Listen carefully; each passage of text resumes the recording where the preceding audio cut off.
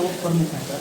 3 साल यहाँ चुनाव हुए, हो गया पंचायती राज अधिनियम, और सरकार का स्थिति है सर कि पंचायत समिति के प्रमुख की अध्यक्षता में हर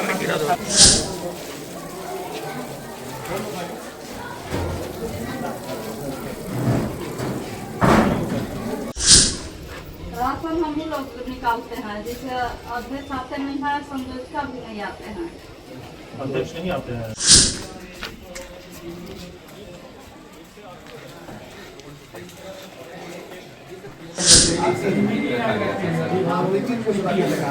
तो बच्चे लोग बोले कि इसको तो बोला है।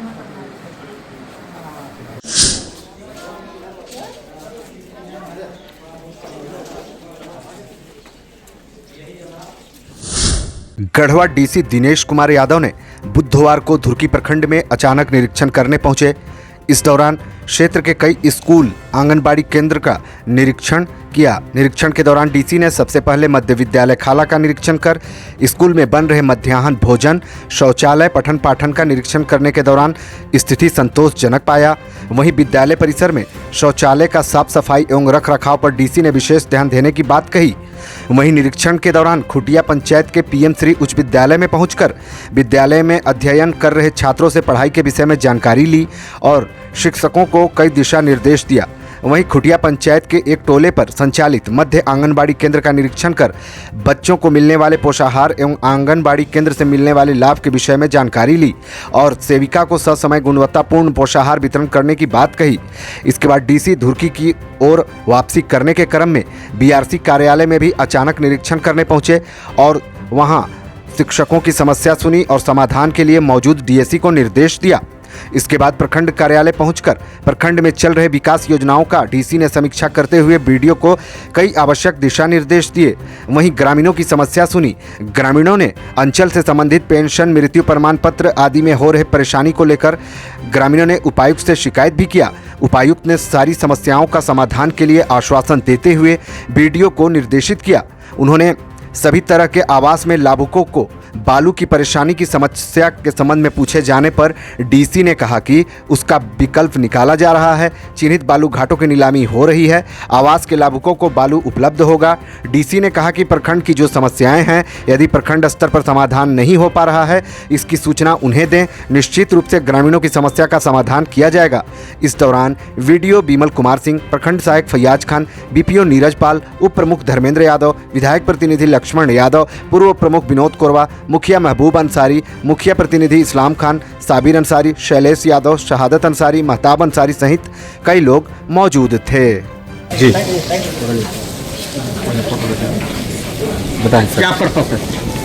जी, आज धुर्की प्रखंड का हमने भ्रमण किया है और प्रखंड को विजिट करने का मुख्य उद्देश्य था कि यहाँ पे शिक्षा की क्या स्थिति है। तो 3-4 स्कूल का हमने भ्रमण किया है। मोटे रूप से स्थिति ठीक है। जितने भी शिक्षक हैं वो मौजूद थे और जो मिड डे मील का काम है वो भी ठीक रूप से चल रहा है। कुछ एक जो खाना बनाने वाली मैडम है उसके द्वारा बताया गया कि उनको पैसा नहीं मिला है, तो हमने डिपार्टमेंट में बात की है और जल्दी उनको पैसा मिलेगा। बाकी कुछ आधारभूत सुविधाओं की स्कूलों में कमी है, इस बात को हम लोग स्वीकार करते हैं और इसमें हम लोग थोड़ा काम भी कराएंगे। आने वाले समय में आगे से हम लोग बजट मंगवा के बच्चों को बेंचेस और बोर्ड्स और इस तरह की और फैसिलिटीज़ जो है उसको हम प्रोवाइड करेंगे। काफ़ी स्कूल्स में बाउंड्रीज़ भी नहीं है, लेकिन प्रॉब्लम थोड़ी फंड की है, तो इसमें जितना हो सकता है हम लोग आगे से मंगवा के इन फैसिलिटीज़ को मुहैया कराएंगे।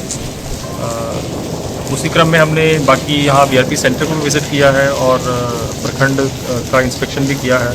तो ग्रामीणों के द्वारा जो भी शिकायतें बताई गई है तो उसको सुन के मैंने आवश्यक दिशा निर्देश बीडीओ साहब को, सीओ साहब को दिए हैं और ओवरऑल डायरेक्शन यही है कि अगर किसी भी प्रकार की शिकायत आती है तो उसमें लापरवाही बर्दाश्त नहीं की जाएगी और जो भी संबंधित पदाधिकारी हैं उनके ऊपर कार्रवाई होगी। सर, कई ऐसे विद्यालय हैं सर धुर्की में जहाँ विषयवार शिक्षक नहीं है, जहाँ पर सब्जेक्ट नहीं तो बच्चों को पढ़ाई में सब्जेक्ट की पढ़ाई। ये मामला देखिए संज्ञान में है हम लोग के भी और डिपार्टमेंट के भी।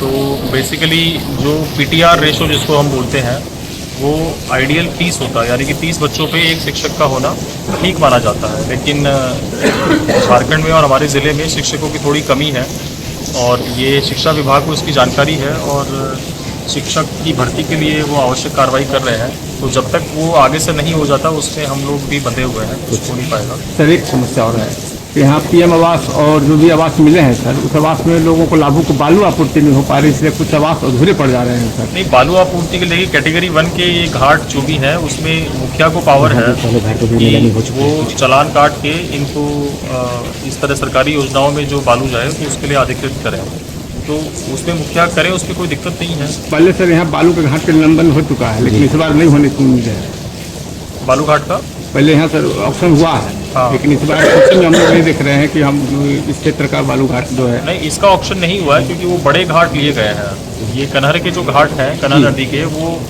थोड़े छोटे घाट हैं और फॉरेस्ट के एरिया से ढके हुए हैं, तो उसमें फॉरेस्ट क्लियरेंस का और काफ़ी सारी दिक्कतें हैं।